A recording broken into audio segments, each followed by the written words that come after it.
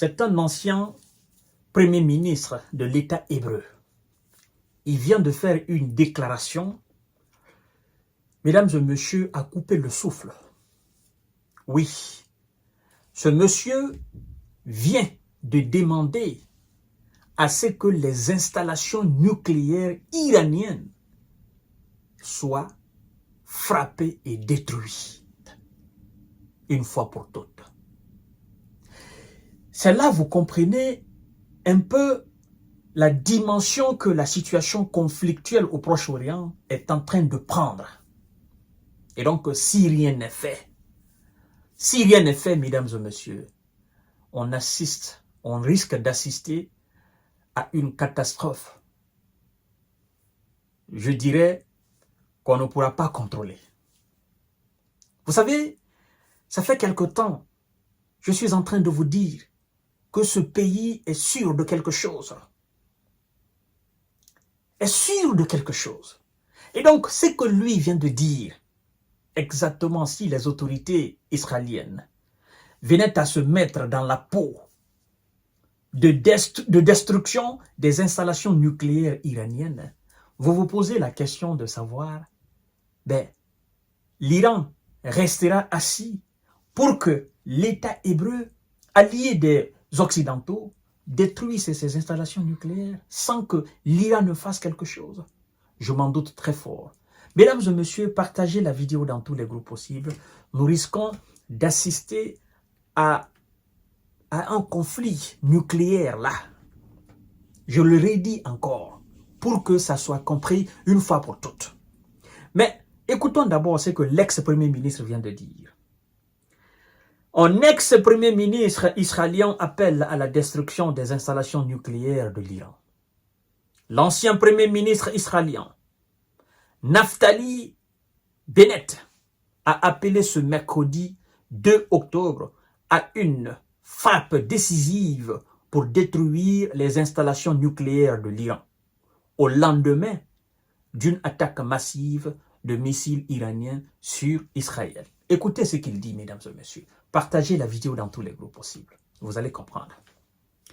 Il dit, je cite, Monsieur Naftali Bennett dit, je cite, « Nous devons agir maintenant pour détruire le programme nucléaire iranien, le cœur de ces infrastructures, et pour paralyser ce régime terreau parlant de l'Iran, » a-t-il écrit sur le réseau social X après cette attaque directe de l'Iran contre l'Israël. Il continue en disant ceci.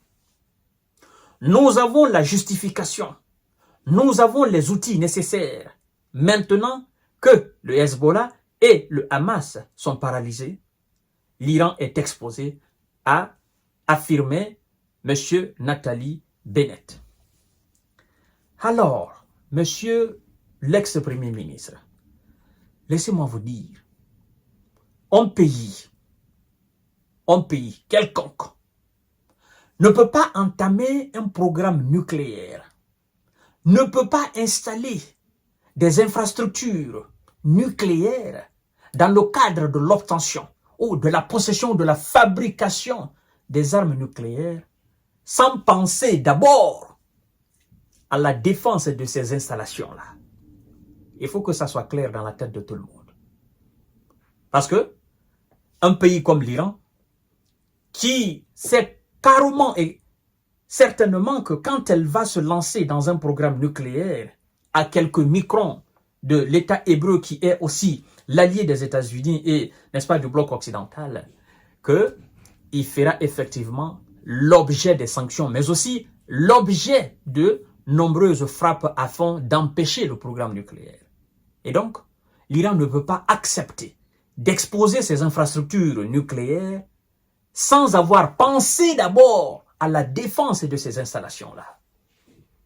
Et donc, quand M. Bennett dit qu'ils ont la justification, ils ont les outils nécessaires, est-ce qu'ils pensent de l'autre côté que eux aussi, ils ont les outils nécessaires de contrecarrer ce qui sera envoyé dans le cadre de la destruction de leur infrastructure, non seulement de contrecarrer, mais aussi de contre-attaquer afin aussi de toucher des installations nucléaires ou des installations ou des infrastructures de tout genre de l'État hébreu. En fait, quand vous faites souvent des déclarations, vous devez... Parce que il ne faut pas sous-estimer les capacités militaires de ton adversaire. Il faut toujours surestimer. Et afin de se mettre à la hauteur de la surestimation que vous allez faire des capacités défensives de votre adversaire. Et en faisant cela, vous rehaussez votre niveau. Mais lorsque vous sous-estimez, lorsque vous dites « il faut le faire », qui va le faire? Est-ce vous qui allez le faire ou est-ce vos alliés qui vont le faire? Vous n'êtes pas sans savoir que vos alliés sont aussi conscients de ce que l'Iran possède. Parce que l'Iran n'a plus froid aux yeux. Si la France, l'Allemagne, les États-Unis, à partir de leur territoire ou à partir de leurs différentes bases, tentaient de détruire des installations ou des structures, des installations nucléaires ou civiles du territoire iranien, l'Iran dit « nous allons riposter contre le pays en question ». Nous allons riposter contre le pays en question. Et donc, les États-Unis ne vont pas se permettre de faire de l'Iran ou d'essayer de faire de l'Iran ce qu'ils ont fait en Irak. Parce qu'ils savent que ce n'est pas les mêmes moyens. Ils savent que ce n'est pas les mêmes contextes. En fait, l'Iran n'attaque pas les États-Unis. Là. Et les États-Unis, en rentrant, n'est-ce pas, en entrant en Irak, ils ont dit, ben, voilà, ils nous ont attaqués, ils ont tel programme. Tel n'est pas le cas de l'Iran. Tel n'est pas le cas de l'Iran. Et donc, si ça doit être quelque chose, ce serait par procuration alors que les États-Unis donnent plus de moyens ou se servent de leur technologie, de leurs satellites, afin, n'est-ce pas, de localiser ce qui est sur le territoire iranien. Mais l'Iran aussi ne manque pas de moyens. Et je vous informe que l'Iran a aussi des alliés très puissants, qui sont la Chine, la Russie, qui ont des satellites aussi dans l'espace. Et donc les défenses sont actuellement activées pour voir exactement qui est en train de marmonner quoi autour de l'Iran. Donc, les services de renseignement iraniens, hormis eux, les services de renseignement russes, les services de renseignement chinois, même les services de renseignement nord-coréens, avertissent aussi l'Iran de quelconque préparation ou de quelconque, machination contre l'Iran.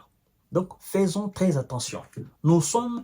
C'est ce que je vous ai dit aujourd'hui dans une de mes vidéos. Je dis... Les alliés de l'Iran ne vont pas accepter que l'Iran soit détruit sous leurs yeux. Ça ne va pas arriver. En fait, actuellement, ils sont assis. D'accord? Ils ne condamnent pas ce qui se passe. Bon, ce qui se passe au Liban, ils condamnent. Mais ce qui est du côté iranien, ils ne disent absolument rien là-dessus. À mon sens, ils attendent de voir qu'effectivement les États-Unis et leurs alliés entrent en action concrète contre l'Iran. Et en ce moment, vous allez voir la tête des alliés de l'Iran. Et donc, faisons très, très attention. En fait, le bloc occidental ne sait pas exactement ce que possède l'Iran. De quoi l'Iran est véritablement sûr en faisant ces attaques. Et moi, je suis prêt à mettre ma main. Parce que c'est impossible que l'Iran fasse de telles attaques sans que ce pays n'ait l'arme nucléaire. C'est impossible, mesdames et messieurs. Parce que le pays connaît. Si véritablement les gars venaient à entrer dans une opération comme ils sont en train de faire actuellement au Liban, au Gaza, d'accord, ils disent, bon, nous allons envahir, nous allons bombarder, nous allons sortir. Et officiellement, vous savez que l'État hébreu n'est pas déclaré comme une puissance nucléaire, officiellement. Mais les puissances comme la Russie, la Chine et d'autres savent que ça existe sur ce territoire-là. Vous comprenez? Donc, les États-Unis et leurs alliés sont dans le doute. L'Iran a ou bien l'Iran n'a pas. L'Iran a l'arme nucléaire ou pas? Est-ce qu'ils ont déjà? Ils ont combien de têtes? Ils sont dans ce doute-là. C'est pourquoi ils se contentent pour moi, effectivement, des condamnations.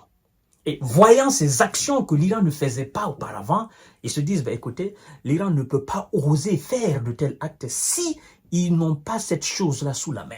Donc, évitons l'escalade. Essayons de les atteindre autrement, par autres moyens, d'accord, même s'il ne faut pas repliquer pour le moment, mais ils sont dans ces calculs-là.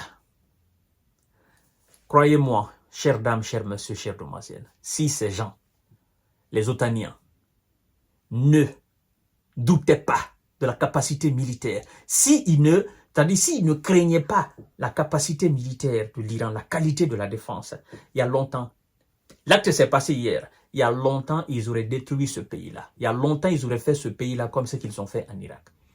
Mais il y a quelque chose qui les pousse à réfléchir. Vous aussi méditez là-dessus. Donc, c'est la déclaration de l'ex-premier ministre. Il dit qu'il faut anéantir les installations nucléaires. Sauf que, je crois que lui, en fait, il n'est pas conscient des conséquences de cela, ce que ça va entraîner, au fait. Parce que ça, c'est une déclaration de jet mondial, au fait.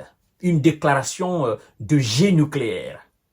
Je vous donne rendez-vous tout à l'heure. Partagez la vidéo dans tous les groupes possibles. Nous, où que nous soyons sur cette planète Terre, nous prions que la paix revienne dans le monde entier. Et la paix ne peut pas... On ne peut pas imposer la paix avec la guerre. Non, avec les armes, non. La paix, c'est avec le contenu de la tête des êtres humains. Nous sommes les partisans de la paix.